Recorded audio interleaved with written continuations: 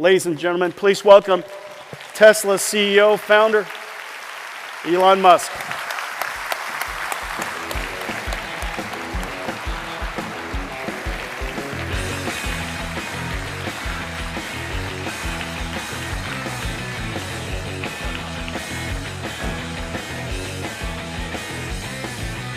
Elon, come on up.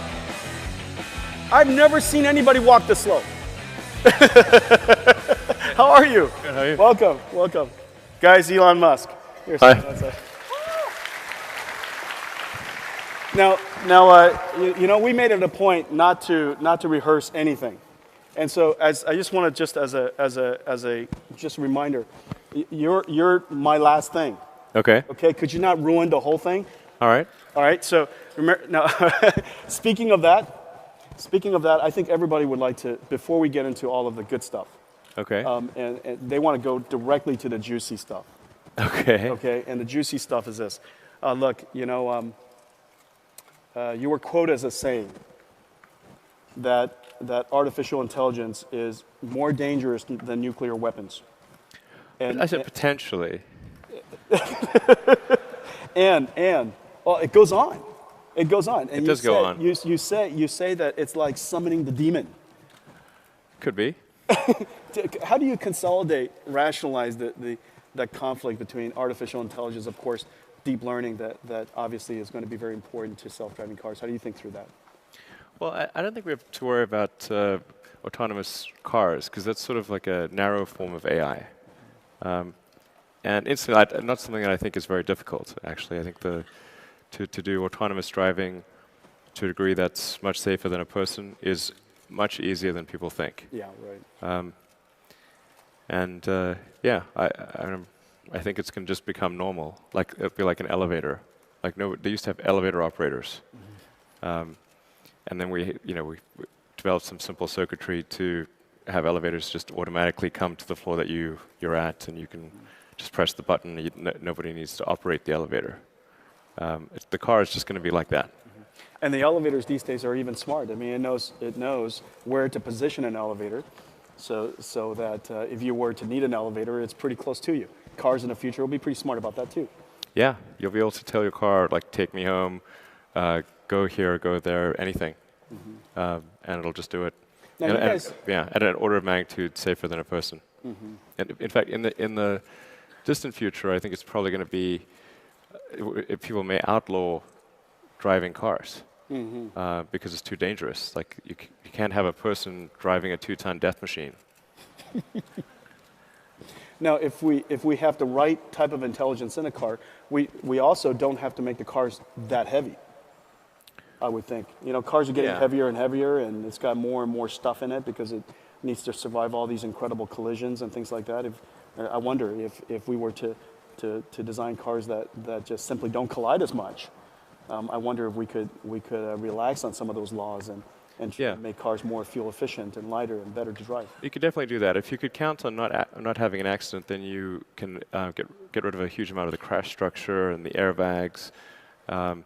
We're a long way from that because there's always going to be for a very long time there'll be some amount of legacy cars on the road.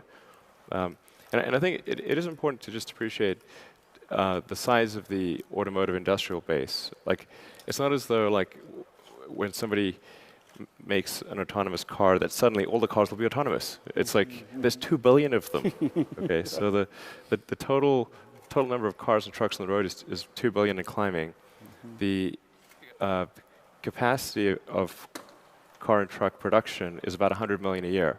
So if tomorrow all cars were autonomous, it would take 20 years to replace the fleet, assuming the fleet stayed the same size. Arguably, it could get smaller if things are autonomous. But still, it's still maybe 15 years or something, and it's not all going to transition immediately. It'll take quite a while. So and it's the same for electrification of cars. Changing that industrial base to be electric. I mean, if all cars were suddenly if all cars produced were electric tomorrow, it would still take 20 years to replace the fleet. And right now it's less than 1%.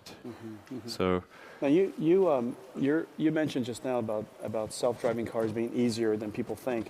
Now you have your vision of how to go from where we are today Now my P85D has lane detection, and so it gets a little bzz, when I get close to a lane. Yep. It detects the speed signs, and it uses computer vision technology to do that. And that's today's ADAS.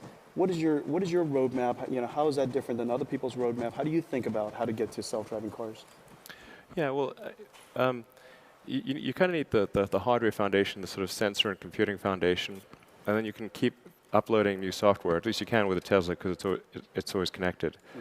So the car that you have, you'll notice like the features are steadily improving. We now have active cruise control, so it'll use radar and camera fusion to track the car in front of you. It's also looking at with some of the things that are coming out. It looks at the brake lights, so it anticipates that the brake lights are active. It's going to get basically smarter and smarter, even with the current hardware suite. So the current hardware suite is 360-degree ultrasonic sensors that go up to about just over 5 meters. It's a forward camera and a forward radar. So we'll make, even with just that sensor suite, we can actually make huge progress in autonomy. We can certainly make the car steer itself on a freeway and do lane changes. It's really, autonomy is about what level of reliability and safety do you want. Even with the current sensor suite, we could make the car go fully autonomous, but not to a level of reliability that would be safe in, say, a complex urban environment at 30 miles an hour where the lane markings aren't there and children could be playing and things could be coming at you from the side. So in order to solve that, you need a bigger sensor suite and you need more computing power. And I think what you're doing actually with the Tegras in the future is super interesting and will really be a big enabler for autonomous driving. So I think NVIDIA is doing really great stuff on that front. I appreciate that. Yeah. And so some of the challenges that you see, what are some of the technological hurdles and there's all kinds of researchers in the room, there are all kinds of engineers in the room. What are some of the technological hurdles that you think are really important for us to go tackle? Surely we're going to get to some better cruise controls on highways. But beyond that, what are some of the things that you would like us to go focus on to tackle for the car industry? Well, where it gets tricky is just is that sort of urban environment around 30 or 40 miles an hour. So like right now, it's fairly easy to deal with, say, things that are sub 5 to 10 miles an hour because we can do that with the ultrasonics. We just make sure it doesn't hit anything. Right. Because you can always. Which is the right thing to do, largely. Why would you want to hit anything with your car? Yeah, exactly. So at 5 to 10 miles an hour, you can stop within the range of the ultrasonics. And then from, let's say, 10 miles an hour to, call it sort of 50 miles an hour, that area in complex suburban environments, that's where you can get a lot of unexpected things happening. Like, let's say there's a road closure or a manhole cover open. Children playing is a big issue. Bicycles. Once you get above 50 miles an hour and you're in kind of a freeway environment, then it also gets easier again. Like the set of possibilities is much reduced. So highway cruise is easy, low speed is easy, intermediate is hard, and so being able to recognize what you're seeing and make the right decision in the suburban environment in that 10 miles an hour to 50 mile an hour zone is the challenging portion. But I really think I almost, this may sound a little complacent, but I almost view it as like a solved problem. Like we know exactly what to do, and we'll be there in a few years. Right. Just like Mars. But that's kind of the spirit of innovators. I mean, in a lot of ways, in your mind, you kind of see things solvable, or arguably solved, and a lot of it is really about getting there. Yeah, we'll take autonomous cars for granted in quite a short period of time. It's amazing how comfortable you get and how quickly you get comfortable with it. Now, what about government? government policies. Like one of the things that I would like to do is I would just like to keep working on my email as I'm driving to work. Sure. You know, there's a 30, some people do that already. Like I said, I would like to do it without breaking the law. Ah, yes. Okay. So where do you think government intervention falls in some of this stuff? Because, you know, obviously, if your car drives by itself and it does it even better than people, you would like it to drive by itself. But largely, the laws don't allow you to do that today. Right. Absolutely. So how do we cross that bridge, and how do you think about government intervention regulations? Right. So I think it'll be from the point at which a car is definitely safer than a person. There's probably at least another 2 or 3 years after that before regulators will allow that to be the case, because they will want to see a large amount of statistical proof that it's not merely as safe as a person, but much safer. So I think what you can do is you can run it in shadow mode, and essentially say, okay, this is what the computer would have done in all these circumstances, and was there a crash or was there not? Like, what are the false positives, false negatives? And then, to achieve a large population group, and then make a really clear statistical argument with the regulators, and then they're going to digest that, observe it for a while, see if they agree with it. And then I think they will, because the evidence will be overwhelming. Yeah, and the evidence is actually already quite overwhelming. That if you would have noticed a brake light in front of you on the highway and you didn't crash into it, rear-end collision, right, a lot of lives are saved. You know, ideally, hopefully, people don't overreact with this unknown technology, and prematurely regulate. No premature regulations. Well, I mean, regulate. That was a joke. I think when it comes to public safety, I think there's an argument for being, quite cautious and making sure that things are okay before there's a change. I mean, I don't think it's the case that right now there's a fully autonomous system and regulators are not approving it, that could really be a substitute for people, but there will be in a few years.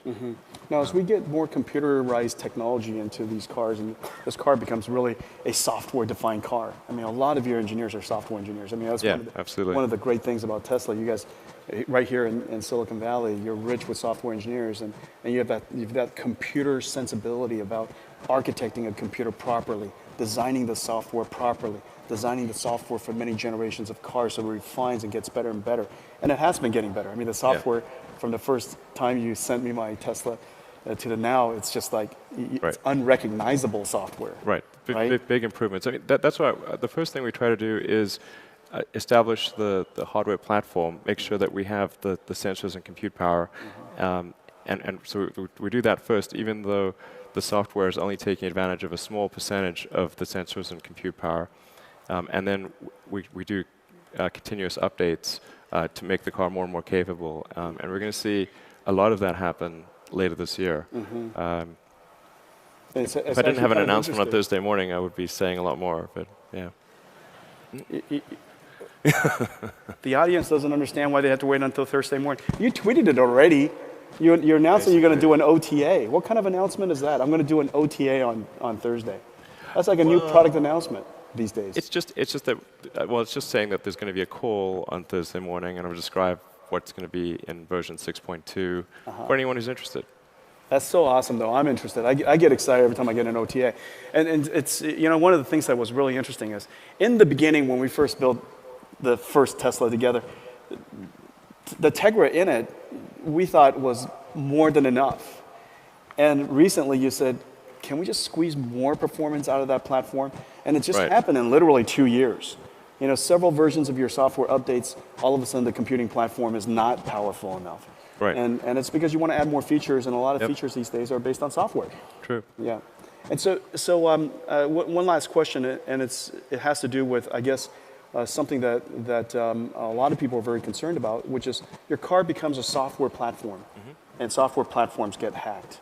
How do you think about that? How do you think about security, and what are some of the things that we could do to try to make the car more resilient to security attacks? Yeah, I think that becomes really important when the cars are fully autonomous. I mean, the way the cars work right now, every system in the car, it's assumed could actually have a mechanical failure of some kind or a logic failure, a fundamental logic failure. So you can always overwhelm the braking of the car with your foot, and you can overwhelm the steering wheel with your hands. So, but when there isn't a steering wheel or there isn't, brake pedal or something like many years from now, then it's really dangerous, because but even as it is right now, what we spend most of our time on is making sure that it's very difficult to do a multi-car hack. Like if you have direct access to a car, just like if you've got direct access to a computer or even a conventional car, you can do a lot of things to it. But that's less of a concern than somebody being able to hack an arbitrary car or multiple cars. So that's what we focus our energy on, is making sure that in that ways it's a lot like a cell phone or a laptop. You focus on making sure that they can't, or that it's very difficult for there to be any kind of system-wide hack. So we put a lot of effort into that, and we have third parties try to attack it. And then certain parts of the car at the very fundamental level, like the drive unit controller or the steering controller, have an additional level of security. So somebody may be able to, hack something that's cosmetic, but it's much harder to hack something that's actually physically dangerous. There's multiple levels of security. Yeah, and so this way, if you were able to penetrate maybe the infotainment system, it doesn't allow you quickly as a result of that. Right. I mean, it may display a funny message or something, but you would not be able to then control the steering or the motor. Yeah. Well, the future of cars is so exciting, and the work that you guys are doing are so exciting, and it's great to see you guys pioneering these computerized cars. I mean, a lot of people think about Tesla as the electric car, but I think it's obviously more than that. It's an electric car, but it's a whole computer platform on top of that. Yeah, I think Tesla's sort of the leader in electric cars, but I think we'll also sort of be the leader in autonomous cars, at least autonomous cars that people can buy. And I mean, if there's anybody who's interested in working on autonomous cars, we'd love to have you work at Tesla, by the way. So we're going to put a lot of effort into automotive autonomous driving, because it's just going to be the default thing. Yeah. And it could save a lot of lives. Yeah, to save a lot of lives, and hopefully one of these days, it would be nice if NVIDIA's campus has no parking lot. Yeah. Right, that it drops us off and it meanders off to a place where the land's a little cheaper, and parks a whole bunch of cars there, and when it's time to go home, we summon it to come.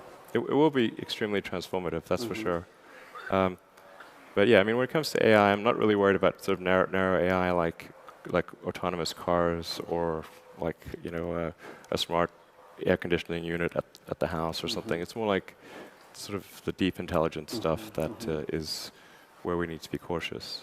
I actually think there's many potential flavors of AI, and it's odd that we're so close to the advent of AI. Like it seems strange that we'd be alive in this time. Well, come back every year.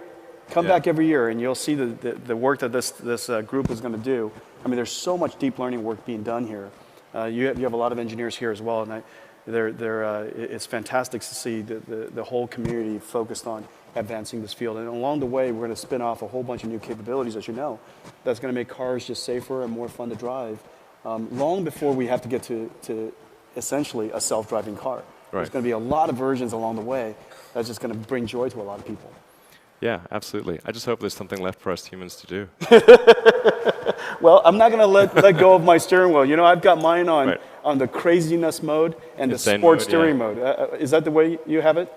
How do you get driven to work now? No. I drive half the time, actually. And which mode do you have it in? I always have it in insane mode. Yeah. All right. All right, Elon. Thank you. All right.